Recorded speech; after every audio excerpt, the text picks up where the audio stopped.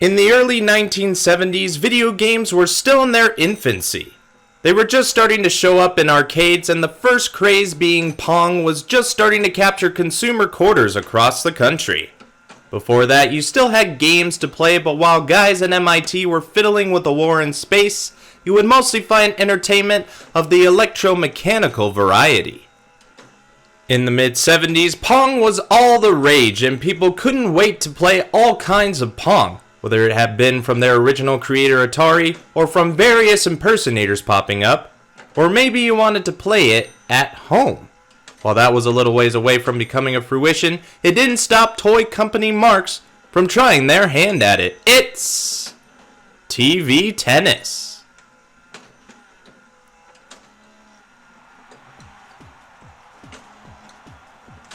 For those unfamiliar with Marx, they were a big toy manufacturer through a good chunk of the 20th century. By this point, they weren't in the best of shape and were just bought out by Quaker Oats. So you could say this was one of their last gasps, and they went out with a big, yet silent note.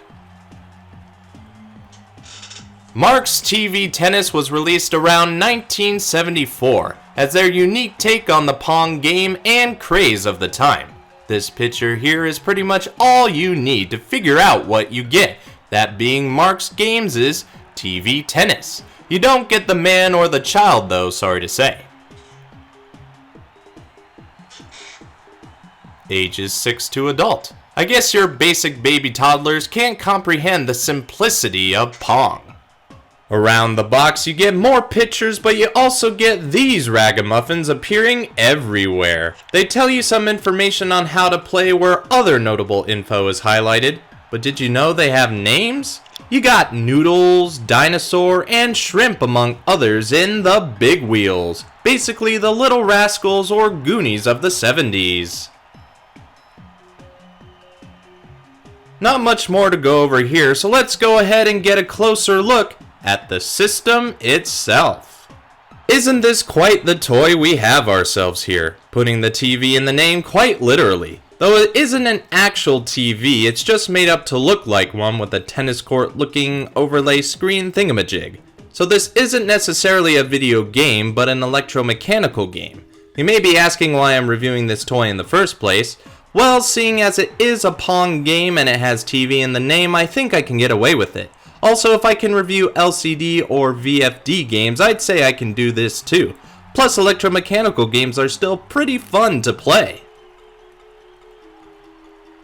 Don't believe me? Well, you should try a pitch and bat game from the 50s or a shooter like the one I have.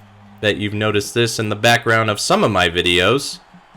To give you an idea on how this works, I'm going to do a first in BrianTheBlue's console review history, since I have the means to do so with these, and take off the overlay so you can see the insides and how it operates. What it basically boils down to is a motor works this crank and counterbalance, moving this light source from side to side.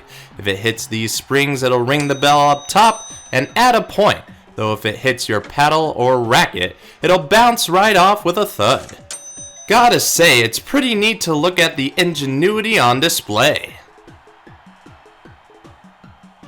Better than looking at a CRT, I must say, where all there is glass and components. If you're really lucky to find an older CRT, maybe you'll find the Indian TV test card. On top of the display, you have the TV Tennis logo and the scoreboard that either tallies automatically or you can do it by hand. First to 11 wins, and a winner will be signified. It's quite admirable how they made this. Below is the Marx logo with the two knobs that control your orange rackets. Perfect for one person's hand each, or both of your hands when you're playing alone like me. This is, of course, the on and off switch. Can't have any fun playing tennis unless the TV is on. Around the TV is a whole lot of nothing apart from screws. The top has more to look at with copyright and patent info, the Marx logo, and where it was made. You also have this piece of plastic you can grab if you wanted to carry this around. Surprised they even had that option. On the bottom you have the battery compartment, with the compartment lid broken. Marx Tv Tennis takes 3D batteries, and I couldn't tell you how long it can last.